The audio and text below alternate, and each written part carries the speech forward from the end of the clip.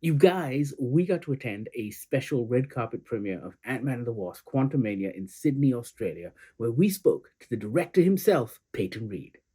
The first Ant-Man movie kind of was a breather before Civil War. Second Ant-Man movie was a breather after Infinity War.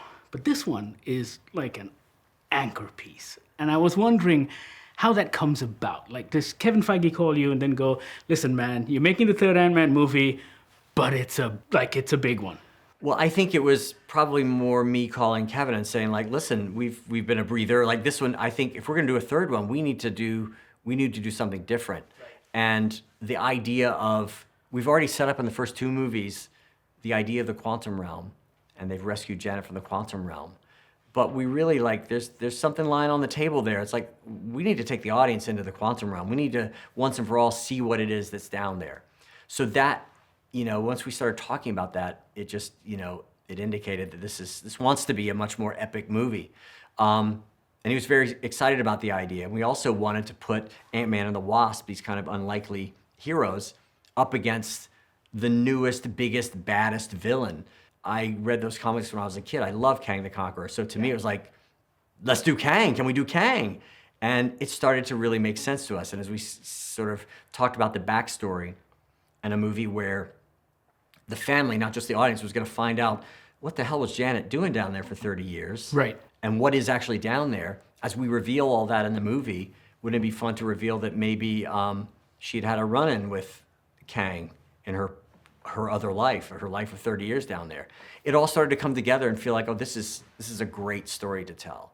Right. So for us, it's a thrill to kick off Phase 5 and be a really, perceived as this essential part of the MCU. And to have Scott Lang particularly go from this character in the margins to being front and center, it's great. Very, very cool. From the brief bit of the film you showed us yesterday, Yeah. It looks like you were having a lot of fun. I mean, like the first two movies felt relatively grounded in comparison, and this one, the creatures, the colors, the flora and the fauna, it just looked mental. Yeah. Can you talk to me about the design process and just going nuts with that? Well, for me as director, this was an opportunity to create this entire corner of the Marvel Cinematic Universe that we haven't done before. I wasn't beholden to any other movie and what it looked like. We could create it from the ground up. And so that was exciting to me. It was something I'd always wanted to do as a kid growing up on Star Wars and Star Trek and like to create these environments. So we got a team of incredibly talented artists together and we started talking about the internal logic of this subatomic world and what are the environments we want to do and how do the systems work down there? What are the laws of physics down there? What are the creatures like? Are there people down there? All this stuff.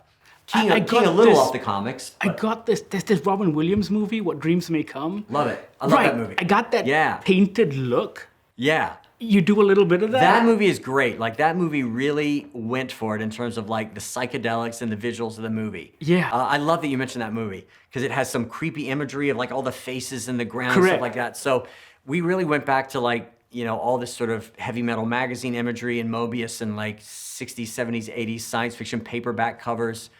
And we wanted to make it just this thing where we were unfettered. We didn't have to, like, we weren't in Asgard. We weren't in outer space. We were in a subatomic world. We were in the quantum realm, and we're going to own this look. And we just let these artists, we all let our imaginations run wild, and that was really fun.